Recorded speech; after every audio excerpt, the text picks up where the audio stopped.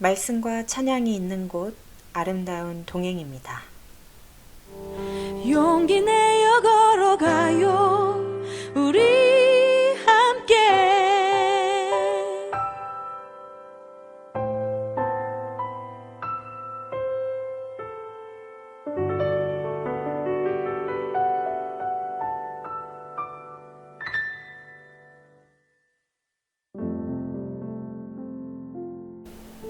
오늘의 말씀 예레미야 23장 9절에서 22절 말씀입니다. 선지자들에 대한 말씀이라. 내 마음이 상하며 내 모든 뼈가 떨리며 내가 취한 사람 같으며 포도주에 잡힌 사람 같으니 이는 여호와와 그 거룩한 말씀 때문이라. 이 땅에 간음하는 자가 가득하도다. 저주로 말미암아 땅이 슬퍼하며 광야의 초장들이 마르나니 그들의 행위가 악하고 힘쓰는 것이 정직하지 못함이로다. 여호와의 말씀이니라. 선지자와 제사장이 다 사악한지라. 내가 내 집에서도 그들의 악을 발견하였노라. 그러므로 그들의 길이 그들에게 어두운 가운데 미끄러운 곳과 같이 되고 그들이 밀어냄을 당하여 그 길에 엎드러질 것이라. 그들을 벌하는 해에 내가 그들에게 재앙을 내리리라. 여호와의 말씀이니라. 내가 사마리아 선지자들 가운데 우매함을 보았나니 그들은 바알을 의지하고 예언하여 내 백성 이스라엘을 그릇되게 하였고 내가 예루살렘 선지자들 가운데도 가증한 일을 보았나니 그들은 간음을 행하며 거짓을 말하며 악을 행하는 자의 손을 강하게 하여 사람으로 그 악에서 돌이킴이 없게 하였은즉 그들은 다 내 앞에서 소돔과 다름이 없고 그 주민은 고모라와 다름이 없느니라. 그러므로 만군의 여호와께서 선지자에 대하여 이와 같이 말씀하시니라. 보라, 내가 그들에게 쑥을 먹이며 독한 물을 마시게 하리니 이는 사악이 예루살렘 선지자들로부터 나와서 온 땅에 퍼짐이라 하시니라. 만군의 여호와께서 이와 같이 말씀하시되 너희에게 예언하는 선지자들의 말을 듣지 말라. 그들은 너희에게 헛된 것을 가르치나니 그들이 말한 묵시는 자기 마음으로 말미암은 것이요 여호와의 입에서 나온 것이 아니니라. 항상 그들이 나를 멸시하는 자에게 이르기를 너희가 평안하리라 여호와의 말씀이니라 하며 또 자기 마음이 완악한 대로 행하는 모든 사람에게 이르기를 재앙이 너희에게 임하지 아니하리라 하였느니라. 누가 여호와의 회의에 참여하여 그 말을 알아들었으며 누가 귀를 기울여 그 말을 들었느냐. 보라, 여호와의 노여움이 일어나 폭풍과 회오리 바람처럼 악인의 머리를 칠 것이라. 여호와의 진노가 내 마음에 뜻하는 바를 행하여 이루기까지는 그치지 아니하나니 너희가 끝날에 그것을 완전히 깨달으리라. 이 선지자들은 내가 보내지 아니하였어도 다름질하며 내가 그들에게 이르지 아니하였어도 예언하였은즉 그들이 만일 나의 회의에 참여하였더라면 내 백성에게 내 말을 들려서 그들을 악한 길과 악한 행위에서 돌이키게 하였으리라.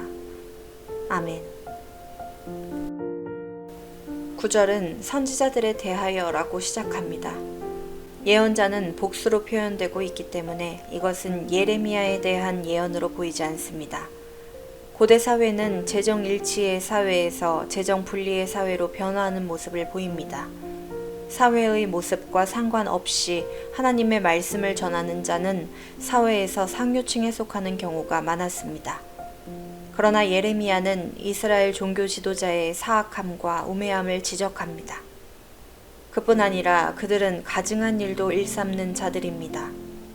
그들은 자신을 멸망으로 이끌 뿐 아니라 이스라엘도 멸망하게 만들 것입니다. 하나님은 예루살렘의 제사장과 선지자에게 심판을 선언하십니다. 그들이 지도자의 책임을 저버리고 하나님의 말씀이 아닌 제 말을 말씀인 것처럼 전했기 때문입니다. 하나님은 사람의 일거수일투족을 살피십니다. 유다의 제사장이 성전에서 악을 행하는 것을 발견하셨고 선지자들이 거짓을 말하는 것을 지켜보셨습니다.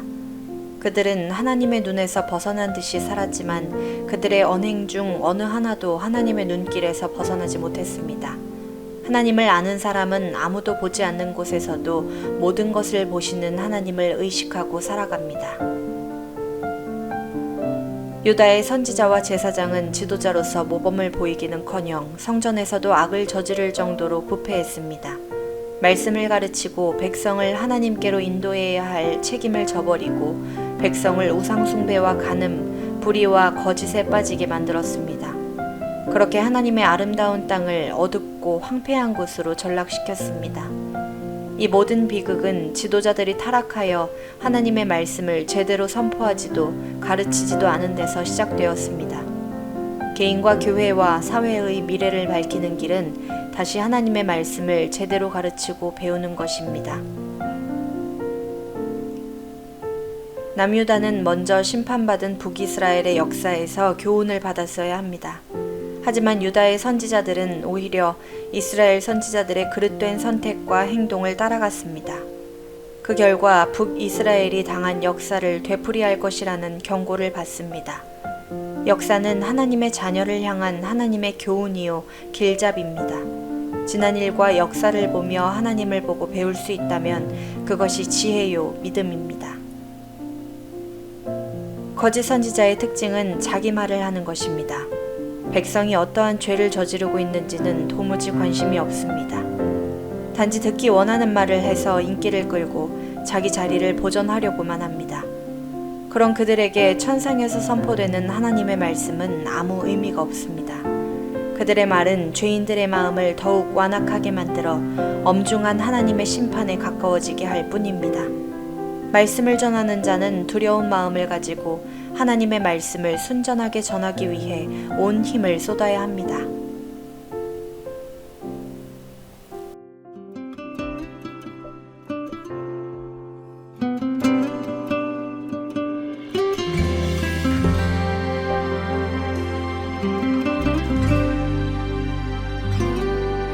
많은 이들 말하고 많은 이들 노래는 하지만 정작 가지 않는 길 두려운 생각보다 많이 힘들고 험한 길보단 그저 말로만 가려기에 점점 멀어져만 가네. 내게 생명 주었던 그 길 점점 이용하려 하네. 내게 사랑 주었던 그 길 다시 복음 앞에 내 영혼 선해. 주님 만난 그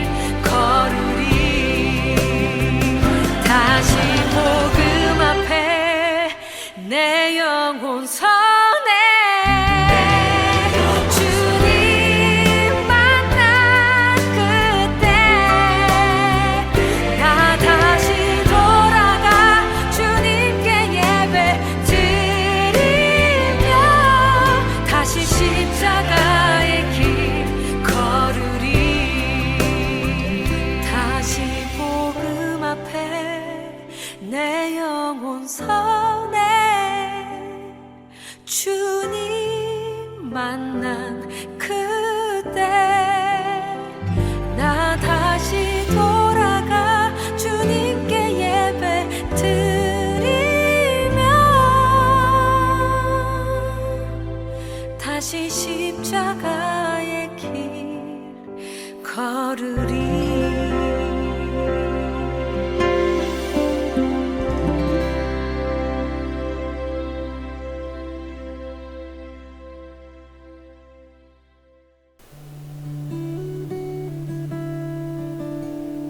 묵상 에세이.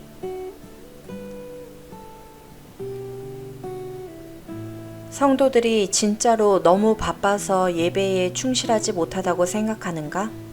학교와 학원 수업, 대학 입시가 자녀들이 신앙생활에 소홀한 이유라고 헛짚고 있지는 않은가? 다들 시간과 여유가 없다고 하지만 다른 여가 활동은 왕성하게 하고 있다. 즉 문제는 외부의 물리적인 환경에 있는 것이 아니라 예배를 향한 기대가 사라졌다는 데 있다. 주님은 이런 우리를 사건과 환경으로 깨우셔서 온전한 예배자로 만들어 가신다.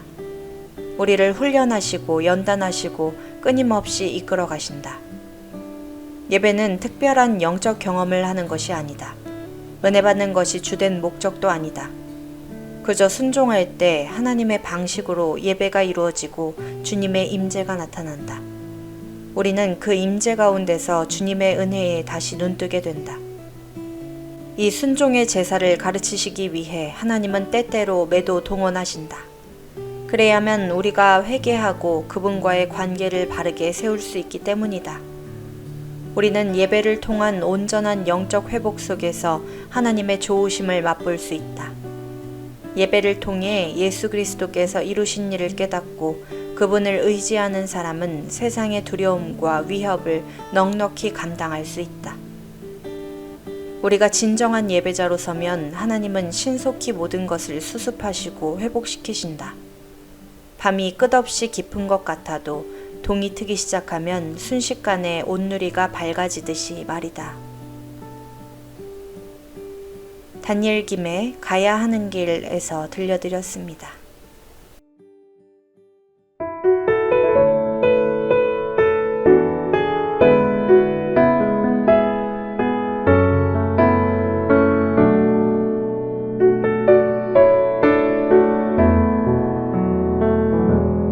아무도 예배하지 않는 그곳에서 주를 예배하리라.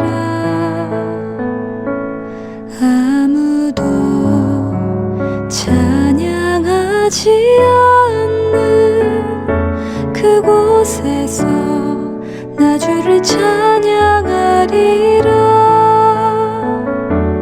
누구도 헌신하지 않는 그곳에서 주께 헌신하리라.